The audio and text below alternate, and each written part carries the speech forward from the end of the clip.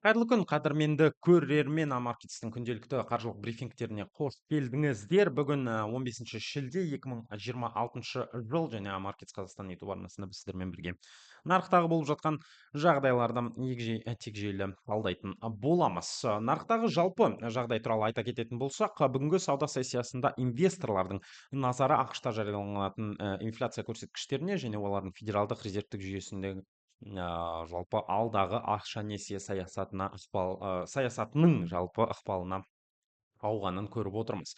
Инфляция нарық күткеннен төмен болып шыққаннан кейін мөлшерлемелердің ұзақ уақытты деңгейде жалпы жоғары сақталады деген туралы күтулер әлсіреді. Бұл жаңалық ақш долларының әлсіреуіне өз әсерін тигізді, ал тәуекел активтер мен бағалы металдарға сұраныс артты. Сонымен бірге геосаяси тәуекелдер мұнай бағасын жалпы жоғары деңгейде ұстап жатыр. Бүгін нарықтағы негізгі драйверлер ақштың инфляциялық деректері, федералдық резервтік жүйесіне қатысты күтулер және облигациялар нарығындағы кірістіліктің өзгеруі екенін көріп отырмыз. Бүгіндікке арналған жалпы экономикалық күнтізбені жылдам түрде шолып өтетін болсақ, біз көріп отқандай, иә,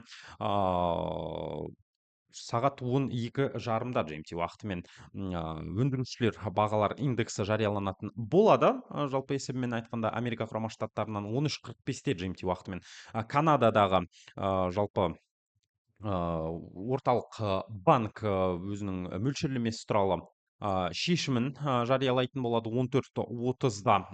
Жалпы есебімен мұнай қорларындағы көрсеткіштер 14:30-да жарияланатын болады Америка құрама штаттарынан, және 14:30-да онымен қатар канадалық орталық банкінің пресс релизі болайын деп жатқанын көріп отырмыз. Яғни, иә, прессаның өкілдерімен сөйлесу болатынын көріп тұрмыз. Әрмен қарай енді біздің тақырыптарға көшетін болсақ, ең маңызды тақырыптардың бірі ол әрине де Америка құрама штаттарының долларының индексі. Қазір 1 секундынан алып тастау керек деп ойлаймын. Иә, осылай алып тастап, әрмен қарай біз сіздермен бірге DXY индексіне да көшетін мүмкіндікке ие боламыз. Дәл қазір біз көріп отқандай 100,8 деген көрсеткішке жақын жалпы саудаланып жатыр Америка құрама штаттар доллары. Енді бұл төмендеген деңгейі, себебі күні кешегі сауда сессиясы барысында бұл көрсеткіш 101,3-ті құрағанын көрдік. Бұған ақш-та жарияланған инфляция көрсеткіштерінің күткеннен әлсіз болып шығуы себеп болды деп санайды трейдерлер. Инфляцияның қысымының жалпы бәсеңдеуі ФРЖ мөлшерлемелеріне қатысты күтулерді өзгертті. Сонымен қатар ақш мемлекеттік облигацияларының кірістілігі төмендеп, бұл долларға қосымша қысым көрсетіп жатқаны сөзсіз анық. Егер алдағы деректер де инфляцияның баяулағанын растайтын болса, доллар қысқа мерзімде әлсіз күйінде қалуы мүмкін. Әрмен қарай енді еуро-доллар туралы әңгіме қозғайтын болсақ, біз көріп отқандай, иә, еуро-доллар жұбы 1,15 деген деңгейге жақындап келуде. Енді жұптың өсуіне басты себеп ол Америка құрама штаттары долларының әлсіреуі. ЕОБ жалпы мөлшерлемелерді төмендетуге асықпайтыны туралы күтулер де оны жалпы еуроны қолдап жатқанын көріп отырмыз. Сондықтан мінекей көтеріңкі динамика кешегі сауда сессиясы барысында сол америкалық инфляциялық деректер жарияланғаннан соң пайда болғанын көріп отырмыз. Егер долларға қысым сақталатын болса, жұп жоғары қозғалысын жалғастыруы жалпы мүмкін екенін көріп отырмыз. Әрмен қарай ұлыбританиялық фунт және доллар жұбы өсім көрсетіп жатқанын көріп отырмыз. Фунтқа Англия банкінің қатаң ұстанымы қолдау көрсетуде. Ал ақш долларының әлсіреуі жұптың жоғарылауына мүмкіндік береді. Дегенмен Ұлыбританияның әлсіз макроэкономикалық өсім қарқынын баяулатуы мүмкін екенін көріп отырмыз. Иә, бүгінгі сауда сессиясы барысында жалпы соңғы осы 2 күнді алатын болсақ, шамасымен қай деңгейден бастады десеңіздер, 1,33 деген деңгейден бастап, қазір енді 35-ке жақындап келе жатқанын көріп отырмыз. Ұлыбританиялық фунттың жалпы көрсеткіштері. Әрмен қарай біз талқылайтын өте маңызды бір валюталық жұп ол әрине де Америка құрама штаттары доллары және жапониялық иена жұбы. Доллар иена жұбы құбылмалықты сақтап жатыр. ақш-тағы инфляция баяулауы долларды әлсіреткенімен ақш пен Жапония арасындағы пайыздық мөлшерлеме айырмашылығы жұпты қолдауда. Жапония банкі жалпы жұмсақ саясатты жалғастыруда, сондықтан сол баяғы валюталық интервенциялар туралы жаңалықтарды жалпы инвесторлар дәл қазір бақылап жатқанын көріп отырмыз.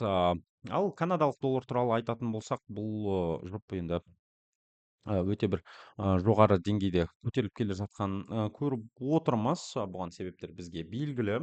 Жалпы есебімен айтқанда канадалық доллар қазір аралас динамика көрсетіп жатыр деуге де келеді. Мұнай бағасының жоғары болуы канадалық долларға қолдау көрсетсе, ақш долларының жалпы динамикасы жұптың бағытын жалпы анықтауда. Алдағы күндері негізгі назар ақш статистикасы мен мұнай бағасына аударылатыны сөзсіз анық. Өте бір қызықты жағдай алтын мен кешегі сауда сессиясы барысында орын алғанын көрдік. Алтын бағасы инфляцияның баялауы және ФРЖ бойынша күтулердің өзгеру аясында қолдау тапқанын көрдік. Бірақ сол деңгейді бастаған нүктеге қайта оралып келе жатқанын көріп отырмыз. Яғни осы көтерілім басталған кезде шамасымен 4000 болып еді, ал дәл қазір болса алтын бағасы 4027 деген 27-28 деген көрсеткіштерге жақындап келе жатыр. Геосаяси белгісіздік те қорғаныс активтеріне сұранысты қолдайтыны сөзсіз анық.